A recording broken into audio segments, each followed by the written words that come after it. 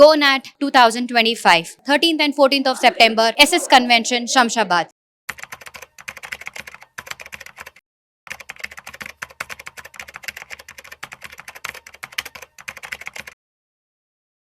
Hello నమస్తే welcome to Suman TV. ప్రస్తుతం మనతో పాటు స్టూడియోలో mutual funds distributor Veldi Chakradhar గారు ఉన్నారు. వీరితో ఈ రోజు మనం కొన్ని విషయాల గురించి చర్చిద్దాం. హలో అండి. నమస్తే. నమస్తే అండి. సో ఇప్పుడు మ్యూచువల్ ఫండ్స్ లో ఇన్వెస్ట్ చేయాలి అనుకుని కొత్తగా ఇప్పుడు ఎంటర్ అవుదాం అన్నా కానీ, లేదంటే కొంతమంది ఏమైనా చేంజెస్ చేసుకోవాలి అన్నా కానీ, కరెంట్ లో మనకి ఇప్పుడు 2025 లో టాప్ మ్యూచువల్ ఫండ్స్ ఏవి అంటే ఏం చెప్తారు?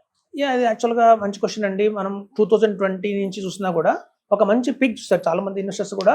ఒక మంచి పీక్ కోవిడ్ టైంలో చూసాము. అప్పుడు ఆ రోజుల్లో మనకి క్వాంట్ స్మాల్ క్యాప్ కానివ్వండి, అలాగే Nippon India growth fund, Nippon India small cap, SBI small cap ఇట్లా చెప్పాం, చాలా ఫండ్స్ చెప్పాం. యాక్చువల్గా ఏంటంటే లాస్ట్ 1.5 year నుంచి ఎలక్షన్స్ వచ్చినాయి, తర్వాత టారిఫ్స్ అని, ట్రంప్ టారిఫ్స్, తర్వాత మనకి ఈ వార్ వచ్చింది, మనకి ఇండియా పాకిస్తాన్ వార్. ఇట్లాంటి బాగా బేర్ మార్కెట్ చూసారు, అంటే చాలా వాలటిలిటీ ఉన్న మార్కెట్ పడిపోయింది. సో ఇట్లా పడిపోయిన మార్కెట్ లాస్ట్ 1 year నుంచి ఇట్లాంటి మార్కెట్ లో బెస్ట్ పర్ఫార్మెన్స్ చేసిన ఫండ్స్ ఏవి అని చూస్తే మనకి లార్జ్ క్యాప్ లో మోతిలాల్ ఒస్వాల్ లార్జ్ క్యాప్ చాలా బాగా పర్ఫార్మ్ చేసిందండి. అది మనకి 11% రిటర్న్ ఇచ్చింది. ఇప్పుడు అలా Invesco India large and mid cap fund ఉంది. ఇన్వెస్కో వాళ్ళ India large and mid cap fund కూడా మనం చూస్తే 10% రిటర్న్ ఇచ్చింది. అయితే మీరు చూడండి, స్మాల్ క్యాప్ మిడ్ క్యాప్ చాలా సఫర్ అయినాయి, స్ట్రగుల్ అయినాయి.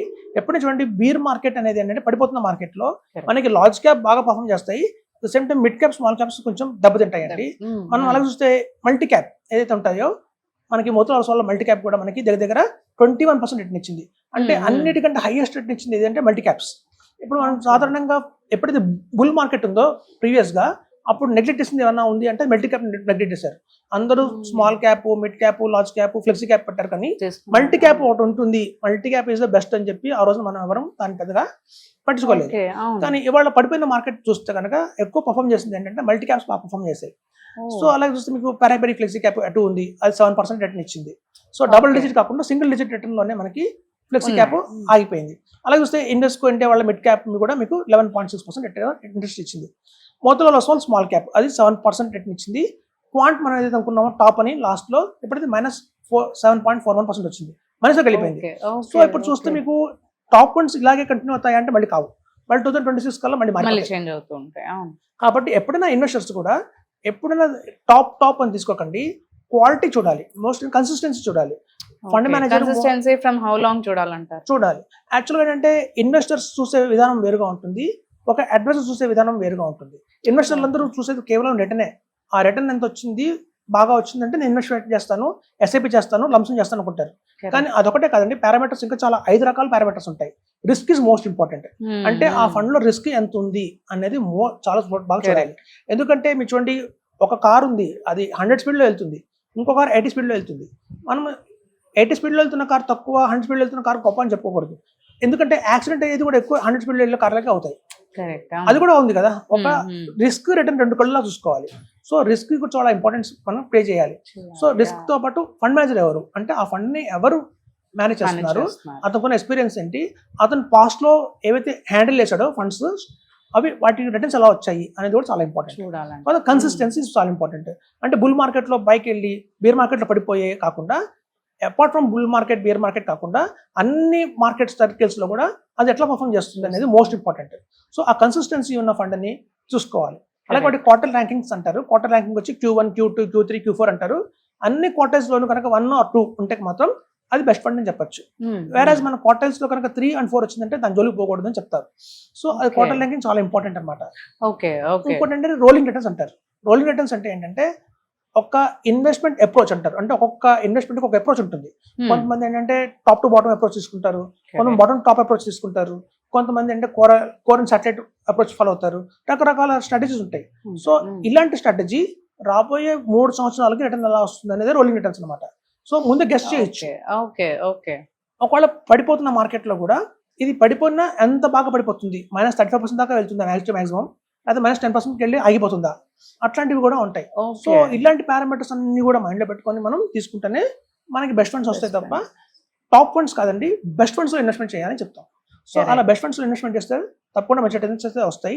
చాలా మంది మా దగ్గర ఇన్వెస్టర్స్ వస్తారు, మా దగ్గరికి వచ్చినప్పుడు వాళ్ళు మేము ఆల్రెడీ చేసామండి మ్యూచువల్ ఫండ్స్ లో లాస్ట్ 3 years నుంచి చేస్తున్నాము, కొంచెం మా రివ్యూ చేయండి అని చెప్తారు. రివ్యూ చేద్దాం చూస్తే ఒక్కొక్కళ్ళ దగ్గర 13 ఫండ్స్ 14 ఫండ్స్ ఉంటాయి. అన్ని ఫండ్స్లో 1000 ఎస్ఐపి వేస్తారు. ఎస్ఐపి 13 ఫండ్స్లో వేస్తే రిటర్న్ రాదు. మీకు మంచి ఎగ్జాంపుల్ చెప్తా. ఇప్పుడు ఒక పర్సన్ అడిగాను, మా మ్యాలడీ ఉన్నాడు, నీకు ఎన్ని మార్కులు వచ్చారు అని చెప్పాను మ్యాథ్స్లో మా నాకు 90% వచ్చిందని చెప్పాడు. సో మ్యాథ్స్లో 90% వచ్చింది అంటే మనం చాలా గుడ్ అని చెప్పచ్చు. సైన్స్లో ఎంత వచ్చింది అడిగాను అనుకోండి, 80 అన్నాడు. ఇప్పుడు యావరేజ్ అయిపోయింది 90-80 కలిపితే 85 అయిపోయింది యావరేజ్.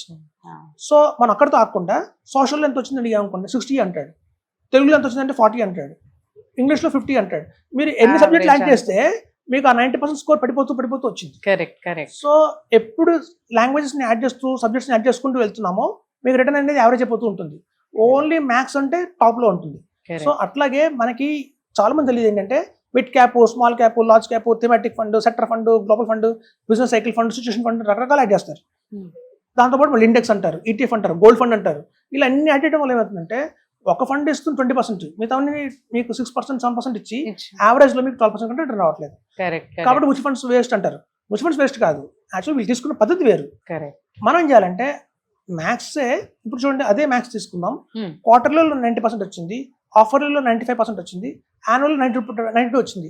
ఇప్పుడు మొత్తం ఓన్లీ మ్యాథ్స్ తీసుకుంటే క్వార్టర్లీ, ఆఫర్లీ, యాన్యువల్లీ మీరు 90లో ఉన్నారు. అలాగే మనం mid cap, small caps 10 years కనుక హారిజన్ ఉంది అంటే మాత్రం mid caps is the best అని చెప్తాను. సో మనం తీసుకుంటే మిడ్ క్యాప్సే ఒక ఎడల్వైజ్ mid cap, Nippon India mid cap, Invesco India mid cap, అలా 3 మిడ్ క్యాప్లు 2 స్మాల్ క్యాప్లు తీసుకుంటే చాలు, అదే పర్ఫెక్ట్ ఉంటుంది. మనం దాని తగ్గట్టు మనం లార్జ్ క్యాప్, థీమాటిక్ ఇవన్నీ యాడ్ చేసుకుంటూ పోయాం అనుకోండి, అనవసరిగా మనకి కన్ఫ్యూజన్ ఎక్కువ అవుతుంది, మన రిటర్న్స్ అయితే రావు. సో లాంగ్ టర్మ్ తీసుకున్న వాళ్ళందరూ కూడా 3 మిడ్ క్యాప్స్, 2 స్మాల్ క్యాప్స్ గట్టిగా తీసుకుని వాటిలోనే మనం కనుక ఉంటే, ఎందుకంటే మన పాస్ట్ పర్ఫార్మెన్స్ అలా ఉంది కూడా చెప్తున్నాను. సో ఇప్పుడు చాలా మందికి ఇప్పటికీ డౌట్ ఏంటంటే లంసమ్గా ఇన్వెస్ట్మెంట్ చేయాలా, ఎస్ఐపి చేయాలా అనేది ఇప్పటికీ ఒక క్వరీ ఉంది మైండ్ లో. సో మీకు చెప్తాను, ఒక మంచి ఎగ్జాంపుల్ చెప్తాను. మనకి దగ్గర ఒక డేటా ఉంది.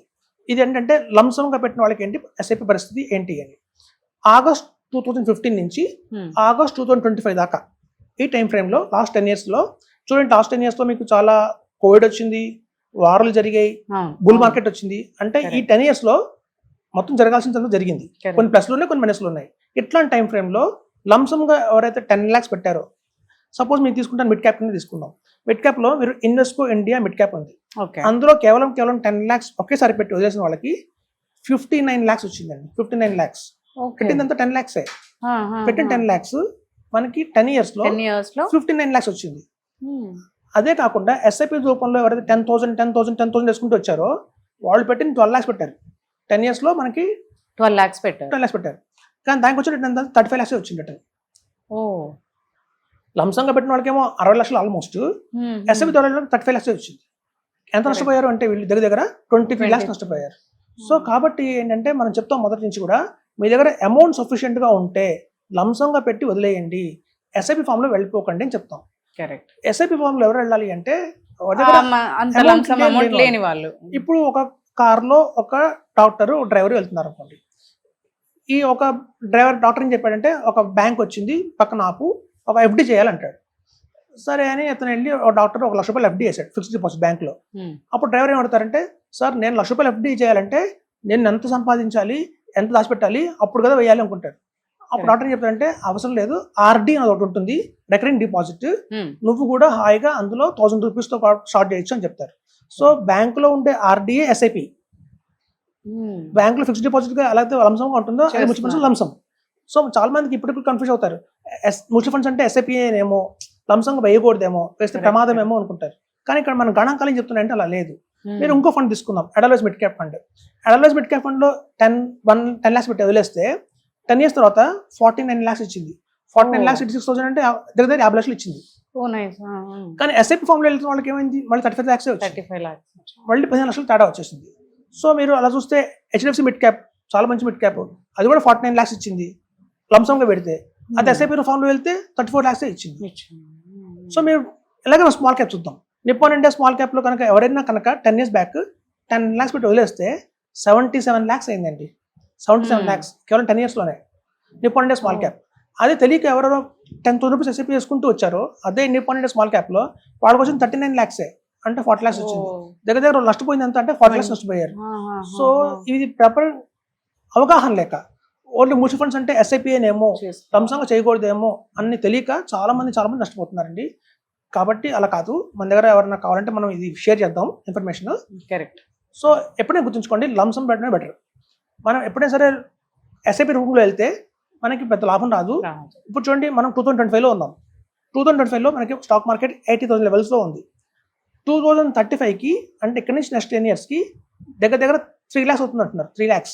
సో మనం 80,000లో పెట్టి 3 lakhs అయ్యేంత వెయిట్ చేస్తే అది ఈవెన్ 1 lakh పెట్టినా చాలు, మీకు మంచి అమౌంట్ అయితే వస్తుంది. మనం ఎస్ఐపి చేసుకుంటూ వెళ్ళామనుకోండి, మనం కొంటున్నాం 80,000లో కొంటున్నాం, 82లో కొంటున్నాం, 85లో కొంటున్నాం, 90,000లో కొంటున్నాం, 1 lakhలో కొంటున్నాం, అలా పెరుగుతూ పోతాం. మనం ప్రతి ఒక్క ఇన్స్టాల్మెంట్ కూడా మనం హైలో కొంటూ వెళ్తున్నాం, తను లాభం రాదు. సో కాబట్టి మనం గట్టిగా చెప్పేది ఏంటంటే అమౌంట్స్ 10 lakhs ఉంటే మాత్రం 5 lakhs ఉన్నా కూడా, ఈవెన్ 1 lakh ఉన్నా కూడా మీరు లంసంగా పెట్టండి. లంసం పెట్టిన తర్వాత మార్కెట్ ఎప్పుడు పడింది అనుకోండి, కావాలంటే ఇంకో 10,000 యాడ్ చేయండి, 50,000 యాడ్ చేయండి. Correct correct. చాలా మంది చెప్పేది అంటే ఎస్ఐపి ప్లస్ టాప్అప్ అంటారు, కాదు, లంసం ప్లస్ టాప్అప్ చేస్తేనే నిజంగా కోటీశ్వరులు అవుతారని చెప్పచ్చు. Correct correct. సో ఇదండి మ్యూచువల్ ఫండ్స్లో టాప్ ఫండ్స్ అయితే మనం డిస్కస్ చేసాము. ఈ టాప్ ఫండ్స్ ఎప్పుడు కంటిన్యూ కాదు, మనం ఎలా ఇన్వెస్ట్మెంట్ చేస్తున్నామో తెలుసుకోవాలి. Quality of fund is important. Quality of the fund is important. లంసంగా పెట్టండి, మీకు అవకాశం ఉన్నంత మేరకు లంసంగా పెట్టండి. ఎప్పుడన్నా మార్కెట్ పడితే కనుక మీరు దానికి యాడ్ చేయండి. చాలా మంది ఎస్ఐపి రూపంలో వెళ్తున్నారు. మాకున్న సర్వే ప్రకారం, మాకున్న ఎక్స్పీరియన్స్ ప్రకారం చెప్తున్నాను, లాస్ట్ 15 yearsలో ప్రతి 100 మందిలో చివరి 15 years దాకా కంటిన్యూ ఎవరైతే ఎస్ఐపి చేశారంటే వాళ్ళు ఎదురే ఉంటారు. మొదలు పెడతారు 100 మంది, ఉత్సాహంగా మొదలు పెడతారు, కానీ మధ్య మధ్యలో చాలా మంది డ్రాప్ అయిపోతారు. రకరకాల కారణాలు అవ్వచ్చు, ఇంట్లో పరిస్థితులు బాగుండకపోవచ్చు, వాళ్ళ జాబ్లో ఏదైనా ప్రాబ్లం రావచ్చు, పిల్లల ఫీజు పెరగచ్చు, ఎన్ని కారణాలు ఉంటాయి. మనకు మహాభారతంలో ఒక ఇది ఉంది, కర్ణుడి చావుకి 100 కారణాలు అని. సో అట్లా ఒక ఎస్ఐపి మనం 20 years కంటిన్యూ చేయాలంటే అందరి వల్ల కాదండి, అది ఉన్నంత మేరకు లంసంగా పెట్టేసి వదిలేయండి, మర్చిపోండి దాన్ని, అదే మిమ్మల్ని కోటీశ్వరులు చేస్తుంది. ఎగ్జాక్ట్లీ. థ్యాంక్ యూ అండి, thanks for sharing the information. Thank you అండి.